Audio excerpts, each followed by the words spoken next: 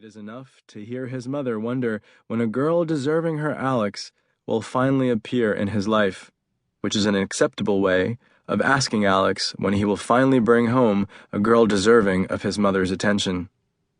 Alex is all of 23. His American friends are at work on their careers, or on the girls who frequent their neighborhood bars, but none have marriage in mind. But Alex, Minsk Jew, a Rubin, only son, checks a different timetable. Dima badgers his friend to come upstairs. His friend says that if he joins Dima, Dima will take forever. But if he remains downstairs, Dima will feel guilty for staying upstairs too long. But if you stay downstairs, I might get distracted by my girlfriend and stay even longer, Dima says, emptying another vial of despair into Alex's heart. Dima's girlfriend, Maya, is hosting some kind of dinner. She cooks, that's her thing. She's always at the stove, dipping and measuring. And so she'll be busy in any case. It's freezing out here, come on. As Alex walks with Dima into the vestibule of the building, the lead pulley briefly lets go because how can Dima abscond to a hockey game if Maya is in the middle of preparing a dinner? Is Dima not expected at dinner? Is Alex to take this as a sign of intimacy? Dima and Maya are so flawlessly united that they hardly have to perform kindnesses for each other? Or of subdermal friction? Alex notices himself wishing for the latter, despite never having met Maya. As they ride the elevator to the 6th floor, the smell of urine filling their nostrils, Alex observes that Dima's girlfriend did not have to leave Kiev if she wished to live in a building whose elevator smells like urine and rumbles like it is about to snap off its cables. Dima reminds his friend that his girlfriend doesn't have a father in imports. She's in the 4th year of a 4-year college visa, and her parents are now jobless because what was up is now down in Kiev, Ukraine, 2 months after the Soviet Union's offed itself. Her father has found several hours a week tending a boiler in the basement of an infectious diseases hospital. That's it.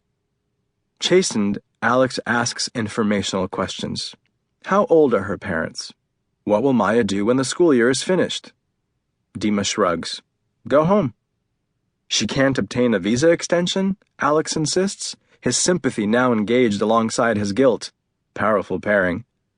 Dima shrugs. He hasn't thought about it, it seems.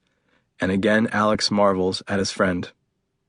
But then, Dima's face casts aside the heaviness forming between them. You're such a burden of gloom, Rubin, he says, a loving sneer on his face. Don't make me regret asking you up. And as the elevator completes its ride to the 6th floor, its bell emitting a tired, old-fashioned peal, Alex thinks that this is why he keeps close to Dima, even if Dima doesn't know it, and even if there are things about Dima that set Alex on edge. He envies the way Dima can gently unburden any load, onto the ground, onto Alex's shoulders, and just walk off, and just walk on. On Maya's landing, they are assaulted by a screech from somewhere on the floor, adding to Alex's sense of having left Manhattan for a dismal high-rise in a muddy Ukrainian city. Alex is hard-pressed to name the animal. The cry is strangled, a last appeal from a besieged corner. A half-minute passes, and they hear it again. They raise parrots for kid parties. Dima nods across the hall, then shoulders open the door to 6E. Following Dima, Alex steps from a cold, dusty stairwell with a burned-out light bulb into heat, aroma, and light. The aroma is familiar. Alex's Belarus and Maya's Ukraine cook the same things, only call them by different names. Alex makes out onions, garlic, vegetable oil. He even sees a cloud of steam roll out of the kitchen doorway, as if belched by a dragon. He thinks uncomfortably of the parrot once more, and as if on cue, another shriek, drawn out, lordly, reaches them from the hallway. Even though the hallway is lit up, the kitchen is dark, and from its doorway Alex can make out only the silhouette of the girl at the sink, her ear jamming the crescent of a telephone.